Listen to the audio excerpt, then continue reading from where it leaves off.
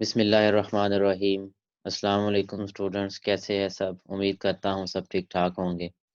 Students, आज के इस लेक्चर में हम shift and rotation of budget line को डिस्कस करेंगे।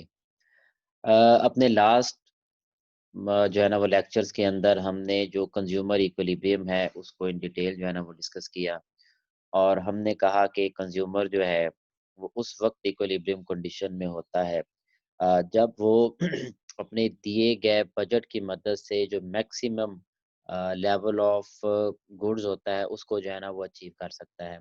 या दूसरे लफ्ज़ों में हम यूँ कह सकते हैं कि अगर कंज्यूमर को जो है ना वो उसका इंडिफरेंस मैप दिया गया हो तो कंज्यूमर जो है वो उस वक्त इक्विलिब्रियम कंडीशन में होगा जब वो highest level of indifference curve को जो है ना वो अचीव कर सके।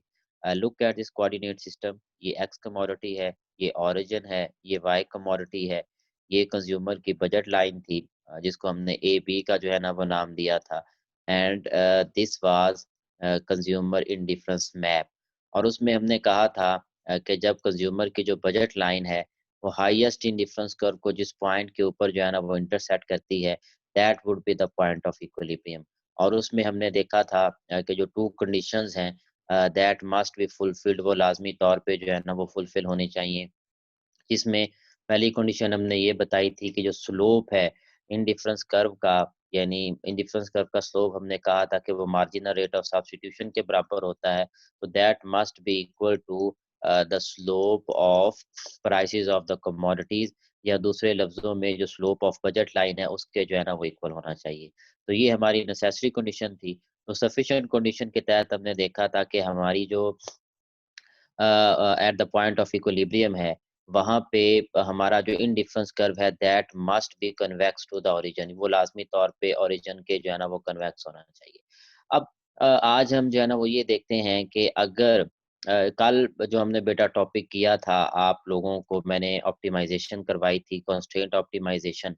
तो उस कंस्ट्रेंट ऑप्टिमाइजेशन के अंदर हमने पढ़ा था कि आपकी जो यूटिलिटी होती है, it depends on the quantities of the commodities, यानी एक्स और वाई पे जो है ना वो डिपेंड करती है। जबकि इनडायरेक्टली आपकी जो यूटिलिटी होती है वो डिपेंड करती है प्राइसेस, यानी प्राइस ऑफ एक्स, इसी तरह से प्राइस ऑफ वाई, और जो कंज्यूमर की वेल्थ या कंज्यूमर की जो इनकम होती है उस पे यूटिलिटी जो है ना वो डिपेंड कर रही होती है। तो इस हिसाब वो इस वजह से बच्चों होता है क्योंकि आपके जो ऑप्टिमल कॉम्बिनेशंस होते हैं, यानी जैसे ये एक्स स्टेरिक है और इसी तरह से ये वाई स्टेरिक है, जो कि वो हमारे पास यूनिट्स होते हैं कमोडिटीज के, जहाँ पे एक कंज्यूमर का ओवरऑल लेवल ऑफ सेटिस्फेक्शन जो है ना वो मैक्सिमम होता है। तो ये जो एक्स स्टेरिक और वाई स्टेरिक होते हैं, these two depends on the prices, यानी अपनी अपनी प्राइस के ऊपर और इनकम के ऊपर।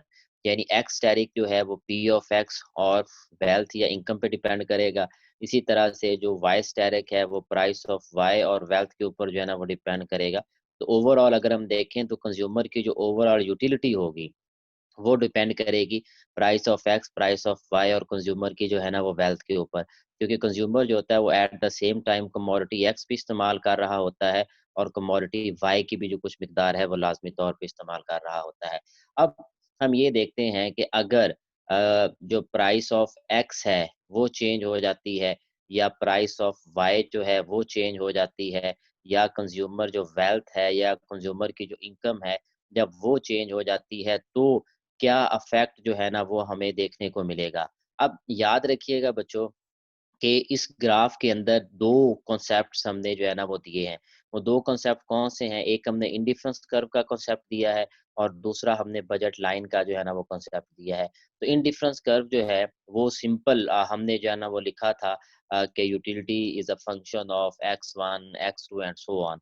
जबकि बजट लाइन अगर यहाँ पे उसकी मैं इक्वेशन लिखूँ तो वो हमने लिखा था कि X P X plus Y P Y is equal to W.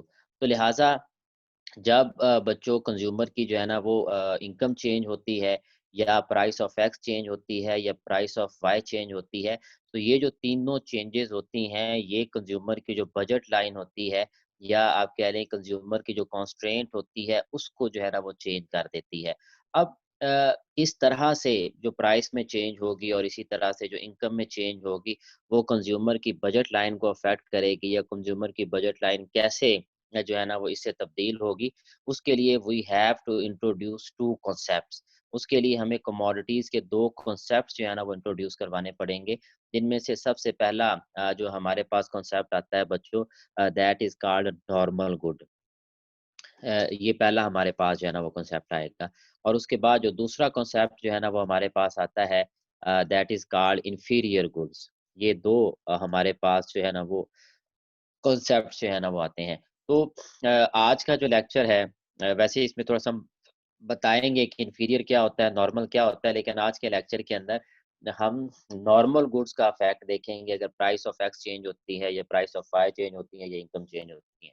तो बेटा नॉर्मल गुड्स की जब हम बात करते हैं, तो नॉर्मल गुड्स में 2 तरह के इफ़ेक्ट जो है ना वो हमें देखने को मिलते हैं।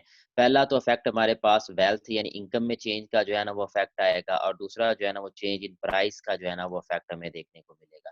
इसको मैं पीआई कहता हूँ। अगर एक्स आई की जगह पे रखेंगे तो प्राइस ऑफ एक्स आ जाएगी, अगर वाई रखेंगे तो वो प्राइस ऑफ वाई आ जाए। तो यहाँ पे अगर हम बात करें बच्चों चेंज इन वेल्थ की, तो नॉर्मल गुड्स जो होती हैं बच्चों, इनकी ये खूबी ये होती है कि इसमें delta XI over delta W that is greater than 0 ये एक कंडीशन होती है नॉर्मल गुड्स के लिए। यानी अगर नॉर्मल गुड है, तो उसमें जो इनकम इफ़ेक्ट होगा that would be positive. Income effect आप उसको कह लें या आप कह लें कि जब इनकम चेंज होती है तो उसका पॉजिटिव इफेक्ट जो है ना वो हमें देखने को मिलेगा। वो पॉजिटिव इफेक्ट कैसे आएगा बच्चों? वो इस तरह से आएगा कि जब कंज्यूमर की वेल्थ बढ़ती है, तो कंज्यूमर क्या करता है कि उस कमोडिटी को बेशक वो कमोडिटी एक्स है, वो कमोडिटी वाई है, उसकी जो डिमांड होती है उसको बढ़ा देता है। और जब उसकी वेल्थ जो है ना वो कम होती है तो कंज्यूमर क्या करता है, कंज्यूमर जो डिमांड होती है कमोडिटी एक्स की या कमोडिटी वाई की उसको जो है ना वो कम कर देता है। तो नॉर्मल गुड्स की शक्ल में क्या होता है, नॉर्मल गुड्स की शक्ल में बच्चों ये होता है कि जो कंज्यूमर है उसका जो वेल्थ इफेक्ट होता है वो पॉजिटिव होता है या दूसरे लफ्ज़ों में उसका जो इनकम इफेक्ट होता है वो पॉजिटिव होता है। यानी जब कंज्यूमर की वेल्थ बढ़ती है तो वो डिमांड को बढ़ा देता है, जब वेल्थ कम होती है तो डिमांड को कम जो है ना वो कर देता है। तो ये तो था हमारे पास वेल्थ इफेक्ट आप कह लें कि नॉर्मल गुड्स की शक्ल में। अब अगर हम प्राइस इफेक्ट की बात करें नॉर्मल गुड्स की शक्ल में कि नॉर्मल गुड्स की शक्ल में जो प्राइस इफेक्ट है वो क्या होता है? तो याद रखिएगा बच्चों कि नॉर्मल गुड्स की शक्ल में जो प्राइस इफेक्ट होता है यानी डेल्टा एक्सआई और मतलब जो भी आपके एक्स कमोडिटी है या वाई कमोडिटी है। Delta x over delta P ये इसका जो इफेक्ट होता है, इसकी अगर अब बात करें तो ये इनडायरेक्ट इफेक्ट होता है यानी लेस देन 0 होता है। जब प्राइस बढ़ती है तो कंज्यूमर उसकी डिमांड जो है ना वो कम कर देता है और जब प्राइस कम होती है तो कंज्यूमर उसकी डिमांड में इज़ाफ़ा कर देता होता है। तो ये आप इसको प्राइस ऑफ एक्स भी कह सकते हैं, प्राइस ऑफ वाई भी कह सकते हैं, ये दोनों चूँकि कमोडिटीज़ हम ले रहे हैं। तो नॉर्मल गुड्स की शक्ल में क्या होता है कि आपका जो इनकम इफेक्ट होता है वो पॉजिटिव होता है, जबकि आपका जो प्राइस इफेक्ट होता है वो बच्चों नेगेटिव जो है ना वो कहलाता है। जबकि जब हम बात करते हैं इन्फीरियर गुड्स की, तो इन्फीरियर गुड्स वो कमोडिटीज़ हमारे पास होती हैं जिनको घटिया अशिया उर्फ़-ए-आम में आप कह सकते हो। तो inferior commodities low quality commodities यानी ये लो क्वालिटी की जो है कमोडिटीज़ होती हैं।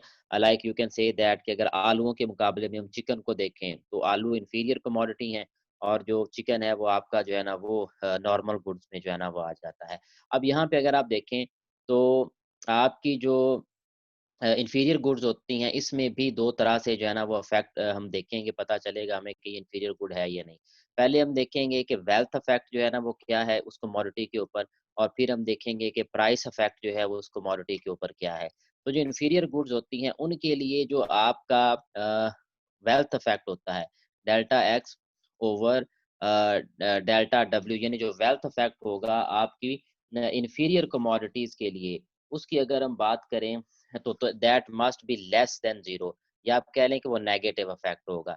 नेगेटिव इफेक्ट किस वजह से होगा कि अगर कंज्यूमर की वेल्थ बढ़ती है, तो वो इन्फीरियर गुड्स की जो डिमांड होती है उसको कम कर देता है। क्यों? क्योंकि वो उसकी बजाय फिर नॉर्मल गुड्स खरीदना शुरू कर देता है। यानी अगर आपकी इनकम बढ़ेगी तो आप आलू कम खरीदेंगे, चिकन ज़्यादा इस्तेमाल करेंगे, वीकली या मंथली अगर प्रोडक्शन की बात करें हम। या कंज़म्पशन की बात करें हम। और जब कंज़्यूमर की वेल्थ कम होती है, तो वो इन इन्फीरियर कमोडिटीज़ की जो डिमांड होती है, उसको जो है ना वो क्या करता है, बढ़ा देता है। तो यहाँ पे अगर हम जैसे मैंने बताया कि आपका जो इनकम इफ़ेक्ट होता है in case of inferior commodities, वो बच्चों नेगेटिव होता है, जबकि इसके बरअक्स जो आपका प्राइस इफ़ेक्ट होता है वो पॉज़िटिव होता है। यानी जब प्राइस बढ़ती है, यानी एक्स और वाई जो कि इंफीरियर कमोडिटी हैं, तो उनकी डिमांड जो है वो बढ़ जाती है, और जब प्राइस कम होती है तो उनकी डिमांड जो है ना वो पहले से कम जो है ना वो कर देती है। So this would be fall in the category of inferior goods, जिनको इंफीरियर गुड्स का जो है ना वो नाम दिया जाता है। बाज़ दफ़ा होता इस तरह से है, ये तो एक जनरल परसेप्शन मैंने दिया, लेकिन बाज़ दफ़ा होता इस तरह से है कि जो इंफीरियर कमोडिटीज़ होती हैं, उनमें भी प्राइस इफ़ेक्ट हमारे पास नेगेटिव ही होता है। बाज़ इंफीरियर कमोडिटीज़ ऐसी होती हैं, जिनमें प्राइस इफ़ेक्ट नेगेटिव होता है, कि जब प्राइस बढ़ती है तो आप डिमांड कम कर देते हैं, जब प्राइस कम होती है तो डिमांड में सॉरी, जब प्राइस बढ़ती है तो सॉरी, ये मैं गलती किया। जब प्राइस जो है वो बढ़ती है तो डिमांड कम होती है, ठीक है जी। और इसी तरह से जब आपकी प्राइस कम होती है तो डिमांड में इज़ाफ़ा हो जाता है। तो आम तौर पे एक ही इफ़ेक्ट हमारे पास होता है जिसको हम इस्तेमाल करते हैं, ये देखने के लिए कि हमारी कमोडिटीज़ जो है ना वो नॉर्मल है या इंफीरियर है, and that is called income effect. यानी जो हमारा इनकम इफ़ेक्ट है वो हमें बताता है कि हमारी कमोडिटी जो है वो नॉर्मल है या इंफीरियर है। अगर तो इनकम इफ़ेक्ट पॉज़िटिव है, तो इसका मतलब है कि हमारी जो कमोडिटी है वो नॉर्मल कमोडिटी है। और अगर हमारा इनकम इफ़ेक्ट नेगेटिव है, तो हमारी जो कमोडिटी है वो इंफीरियर कमोडिटी होगी। क्योंकि इन दोनों की सूरतों में, यानी नॉर्मल गुड की सूरत में और इसी तरह से जो इंफीरियर गुड है, इन दोनों सूरतों में जो प्राइस इफ़ेक्ट है वो सेम होगा, ठीक है? लेकिन जो इनकम इफ़ेक्ट है वो बदलेगा। यानी जब जनरली हम बात करते हैं तो प्राइस इफ़ेक्ट नॉर्मल और इंफीरियर दोनों में सेम होगा, लेकिन जो इनकम इफ़ेक्ट होता है वो डिफ़र करता है। नॉर्मल गुड्स में ये पॉज़िटिव होता है, और इंफीरियर गुड्स जो होती हैं उसमें जो है ना ये हमें एक नेगेटिव जो है ना वो इफ़ेक्ट जो है ना वो देता है। अब अगर हम बात करें जो है ना वो कि कैसे जो है ना वो आपकी नॉर्मल कमोडिटीज़ अगर हमें दी गई हों, तो उन नॉर्मल कमोडिटीज़ की शक्ल में जो बजट लाइन है वो कैसे जो है ना वो शिफ्ट होगी, और वो रोटेट जो है ना वो कब होगी। अब इस सारे कॉन्सेप्ट को बच्चों जो है ना वो आज नॉर्मल कमोडिटीज़ की शक्ल में जो है ना वो हम डिस्कस करेंगे। जो इन्फीरियर कमोडिटीज़ हैं उनका जो एक्सप्लेनेशन होगी वो हम जो है ना वो कल इंशाल्लाह जो है ना वो देखेंगे। सो सबसे पहले हम देखते हैं कि अगर हमारे पास नॉर्मल गुड्स हों, तो नॉर्मल गुड्स की शक्ल में जो हमारे पास इफ़ेक्ट्स हैं, वो किस किस्म के जो है ना वो होंगे। यानी अगर नॉर्मल गुड्स हैं, तो उस सूरत में हमारी जो बजट लाइन है, वो जो है वो शिफ्ट कब होगी, और इसी तरह से हमारी जो बजट लाइन है, वो रोटेट जो है ना वो कब होगी। तो ये 2 कॉन्सेप्ट्स जो है, वो आज हम देखेंगे कि अगर हमारी गुड जो है वो नॉर्मल गुड है, और उस सूरत में शिफ्ट कब होगी हमारी बजट लाइन, और इसी तरह से रोटेट जो है ना वो कब होगी। तो अगर हम शिफ्ट इन बजट लाइन की बात करें, तो याद रखिएगा बच्चों कि जो बजट लाइन होती है वो सिर्फ़ उसी वक़्त जो है ना वो शिफ्ट होती है, जब आपकी जो इनकम होती है वो चेंज होती है। यानी जब कंज़्यूमर वेल्थ या कंज़्यूमर इनकम जो है वो चेंज होती है, उस वक़्त आपकी जो बजट लाइन होती है वो बच्चों शिफ्ट होती है। Got it? अब इनकम में क्या चेंजिंग आ सकती हैं? आपकी इनकम जो है वो बढ़ सकती है, या आपकी इनकम जो है ना वो कम हो सकती है, 2 ही चेंजेज़ आ सकती हैं ना। तो अगर आपकी वेल्थ बढ़ती है, या दूसरे लफ्ज़ों में आपकी इनकम बढ़ती है, तो आपकी जो बजट लाइन होगी बच्चों, ये अपवार्ड राइट शिफ्ट हो जाएगी। कहाँ शिफ्ट हो जाएगी? अपवर्ड राइट साइड की तरफ जो है ना वो शिफ्ट हो जाएगी। और अगर आपकी वेल्थ जो है ना वो कम होती है, तो इस सूरत में आपकी जो बजट लाइन होती है, उसमें क्या जो है ना वो चेंज आएगी, आपकी जो बजट लाइन है, वो डाउनवार्ड जो है ना वो लेफ्ट साइड की तरफ जो है ना वो शिफ्ट हो जाएगी। तो ये आपके पास जो है ना वो इफ़ेक्ट आता है जब आपकी वेल्थ जो है ना वो चेंज होती है, या वेल्थ जो है ना वो कम होती है। अब ज़रा इसको एक एग्ज़ाम्पल की मदद से जो है ना वो हम शो करते हैं, ज़रा गौर से जो है ना वो देखिएगा। अब मिसाल के तौर पे इनिशियली हम फ़र्ज़ करते हैं कि हमारे पास एक कंज़्यूमर है, और उस कंज़्यूमर के पास जो टोटल इनकम है, या टोटल वेल्थ जो है उस कंज़्यूमर के पास वो ₹12 है, जबकि प्राइस ऑफ एक्स जो है वो आपकी ₹2 है, और जो प्राइस ऑफ वाई है, वो कंज़्यूमर आप कह रहे हैं कि कंज़्यूमर को जो फेस करना पड़ रही है दैट इज़ ₹3। ये आपके पास एक इनकम लेवल है, माइक्रो है, चूँकि माइक्रो लेवल पे हम पढ़ रहे हैं तो छोटी-सी मिसाल इसकी लेते हैं। तो इसमें हमने देखा कि कंज़्यूमर की जो इनकम है वो कितनी है? वो है बच्चों ₹12 और कंज़्यूमर के जो प्राइसेज़ वो फेस कर रहा है, एक प्राइस ऑफ एक्स जो है वो ₹2 है, प्राइस ऑफ वाई जो है ना वो ₹3 है, लुक एट इट। तो यहाँ पे इधर हम एक्स कमोडिटी ले लेते हैं, इधर हम वाई कमोडिटी ले लेते हैं। अब सिंपल सी बात है, अगर ये ₹12 कंज़्यूमर एक्स शै पे खर्च करे, तो 12 को 2 पे डिवाइड करें, तो साफ ज़ाहिर है कि उसके वो 6 यूनिट्स ले सकता है, ठीक है? तो एक्स पे हमारे पास यहाँ पे जो है ना वो 6 आ गया, ठीक है? एक पॉइंट जो है जिसको पॉइंट ए का नाम दे लेते हैं। और अगर ये सारे के सारे ₹12 वो वाई शै पे खर्च करता है, तो 12 को 3 पे डिवाइड करें तो आंसर हमारे पास आ जाएगा 4। तो इस तरह कंज़्यूमर जो है ना वो वाई शै के 4 यूनिट्स जो है ना वो ले सकता है, जिसको पॉइंट बी का जो है ना वो नाम दे देते हैं। अब इन पॉइंट ए और पॉइंट बी को जब हम मिलाते हैं, ये एक इनिशियल कंडीशन है, तो हमारे पास एक बजट लाइन बन गई जिसको ए बी बजट लाइन का नाम दिया जाता है। अब हम फर्ज़ करते हैं कि जो कंज़्यूमर इनकम है वो बढ़ गई है और कंज़्यूमर की जो इनकम है वो बढ़ के हो गई है ₹24, ठीक है जी? जबकि जो प्राइस ऑफ एक्स है वो चेंज नहीं हुई, यानी वही है जो कि लास्ट थी, जो कि हमारे पास ₹2 है और जो प्राइस ऑफ वाई है वो भी चेंज नहीं हुई, वो भी हमारे पास जो है ना वो ₹3 है। अब साफ ज़ाहिर है कि अब कंज़्यूमर की इनकम बढ़ गई है। अब अगर आप 24 को 2 पे डिवाइड करें, यानी कंज़्यूमर अगर सारे पैसे एक्स शै पे खर्च करे, तो उसके 12 यूनिट्स ले सकता है। तो साफ ज़ाहिर है कि 12 यूनिट्स जो है ना वो यहाँ पे आ जाएँगे और अगर वो सारे के सारे पैसे वाई शै पे खर्च करता है, तो 24 को अगर आप 3 पे डिवाइड करें तो 8 रिज़ल्ट आएगा। तो जब इसको 8 पे 8 हमारे पास आ गया, तो यहाँ पे ये हमारे पास जो है ना वो 8 आ जाएगा। इस सूरत में आप देखें कि आपकी जो बजट लाइन होगी वो ऊपर की तरफ शिफ्ट हो जाएगी। ठीक है, अपवार्ड ऊपर की तरफ। तो ये अपवार्ड ऊपर की तरफ जो हमारी बजट लाइन शिफ्ट हुई है, ये किस वजह से हुई है? कि यहाँ पे जो कंज़्यूमर की वेल्थ है या कंज़्यूमर की जो इनकम है, उसमें इज़ाफ़ा हुआ है। इसको कहते हैं शिफ्ट इन बजट लाइन। अब दूसरी सूरत में अगर हम ये देखें कि जो बजट लाइन है, वो डाउनवर्ड कब शिफ्ट होगी? जब आपकी जो इनकम या आपकी जो वेल्थ होती है, वो कम हो जाती है पहले से फॉर एग्ज़ाम्पल जो है। तो उसकी अगर हम मिसाल लें, अगर मैं कहता हूँ कि जो वेल्थ ऑफ द कंज्यूमर है, वो गिर जाती है और वेल्थ ऑफ द कंज्यूमर या इनकम आप कह लें, इनकम ऑफ द कंज्यूमर वो कम होके हो जाती है ₹6, ठीक है? अब ₹6 जबकि प्राइस ऑफ एक्स भी वही है, प्राइस ऑफ वाई भी वही है। तो अब अगर कंज्यूमर सारे के सारे पैसे जो है वो एक्स शै पे खर्च करे, तो सिंपल सी बात है, वो उसके 3 यूनिट्स ले सकता है, ठीक है? तो यहाँ पे हमारे पास यहाँ पे ये देखें 3 यूनिट्स आ जाएँगे और अगर सारे के सारे वाई पे खर्च करें तो उसके 2 यूनिट्स ले सकता है, तो ये 2 यूनिट्स आ जाएँगे। तो इन दोनों को जब मिलाते हैं तो ये नई बजट लाइन बन जाएगी, जो नीचे की तरफ है। तो ये किस वजह से नीचे की तरफ शिफ्ट हुई क्योंकि कंज़्यूमर की जो वेल्थ है, ये जो कंज़्यूमर की इनकम है वो पहले से जो है ना वो कम हो गई है। तो लिहाज़ा यहाँ पे हमें ये जो रिज़ल्ट निकलता है वो ये निकलता है कि जब कंज़्यूमर की वेल्थ बढ़ती है, तो बजट लाइन जो है वो क्या होती है? बजट लाइन जो है वो अपवार्ड जो है ना वो ऊपर की तरफ शिफ्ट हो जाती है या अपवार्ड जो है ना वो शिफ्ट हो जाती है। और जब कंज़्यूमर की जो वेल्थ होती है या जो कंज़्यूमर की इनकम होती है, कम होती है, तो कंज़्यूमर की जो बजट लाइन होती है, उसमें क्या इफ़ेक्ट आता है, कंज़्यूमर की जो बजट लाइन होती है, वो बच्चों डाउनवार्ड जो है ना वो शिफ्ट हो जाती है। तो ये 2 इफ़ेक्ट हमें देखने को मिले जब कंज़्यूमर की इनकम जो चेंज होती है, तो उस सूरत में जो कंज़्यूमर की बजट लाइन इसी तरह से बच्चों अब हम देखते हैं कि हमारी जो बजट लाइन है वो रोटेट जो है ना वो कब होती है। अब पहले हमने शिफ्ट का जो है ना वो देखा, अब हम देखते हैं रोटेशन ऑफ बजट लाइन कि जो कंज्यूमर की बजट लाइन है वो रोटेट जो है ना वो कब होती है। तो याद रखिएगा बच्चों कि कंज्यूमर की जो बजट लाइन होती है वो रोटेट उस वक़्त होती है जब प्राइसेज़ चेंज होती हैं, यानी प्राइस ऑफ एक्स चेंज हो या फिर प्राइस ऑफ वाई चेंज हो, जबकि जो कंज्यूमर की इनकम है या कंज्यूमर की जो वेल्थ है वो कांस्टेंट रहे, उसमें किसी किस्म की कोई चेंजिंग ना आए।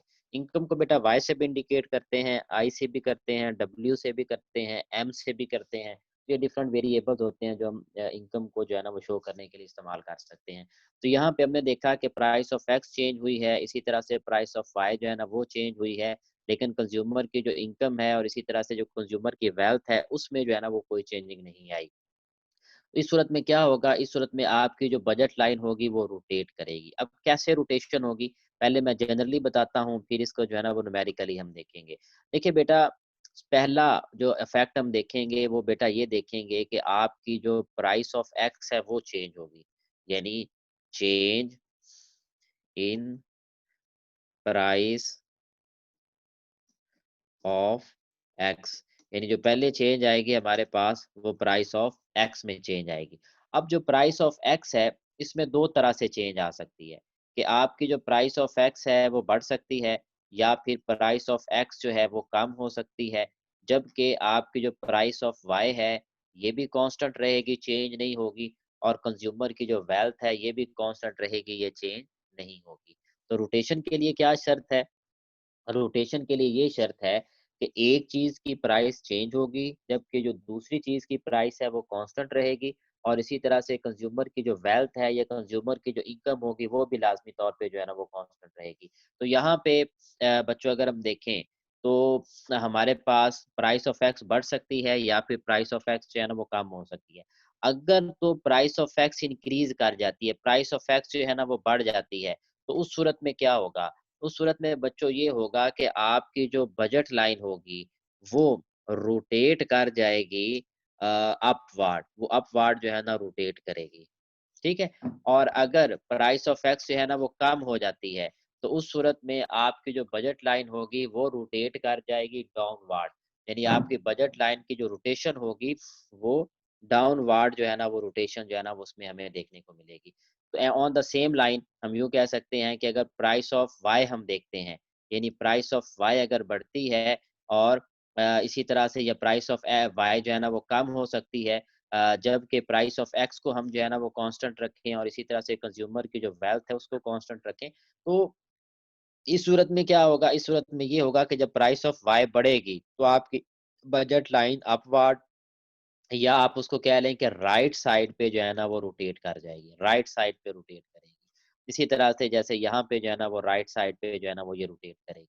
तो इसी तरह से आपकी जो जब प्राइस ऑफ वाई कम होती है, तो आपकी बजट लाइन जो है ना वो डाउनवार्ड या आप कह लें कि लेफ्टवार्ड जो है ना वो रोटेट करेगी।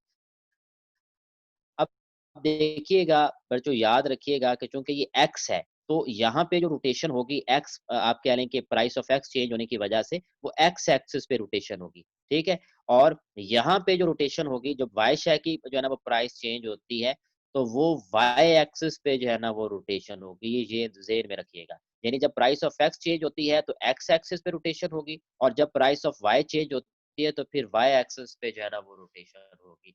अब वो रोटेशन किस तरह से होगी, अब उसको थोड़ा-सा जो है ना वो न्यूमेरिकली डेटा की मदद से, वही जो लास्ट हमने जो है ना वो एक एग्ज़ाम्पल ली थी, उसी को इस्तेमाल करते हुए हम देखते हैं कि जो रोटेशन है वो किस तरह से जो है ना वो होगी। Let me draw it. Uh, अच्छा, अब देखिएगा बच्चों कि फ़र्ज़ करते हैं कि कंज़्यूमर इनकम उसी तरह से हमारे पास जो है ना वो ₹12 है, और प्राइस ऑफ एक्स जो है वो हमारे पास 2 है, और प्राइस ऑफ वाई जो है ये हमारे पास 3 है। ठीक है जी? तो इससे हम पहले इनिशियल बजट लाइन ड्रॉ करते हैं, फिर उसकी रोटेशन देखते हैं। तो ये हमारे पास एक्स कमोडिटी है, ये ओरिजिन है, ये हमारे पास वाई कमोडिटी है। अब वो पहला वही सूरत-ए-हाल कि वाई के जो है ना वो 4 यूनिट और एक्स के जो है ना वो 6 यूनिट्स हम ले रहे हैं। वो पहले मैं बता चुका हूँ आपको। तो ये एक बजट लाइन आ गई ए, बी, इसको जो है ना वो आप नाम दें। ठीक है जी?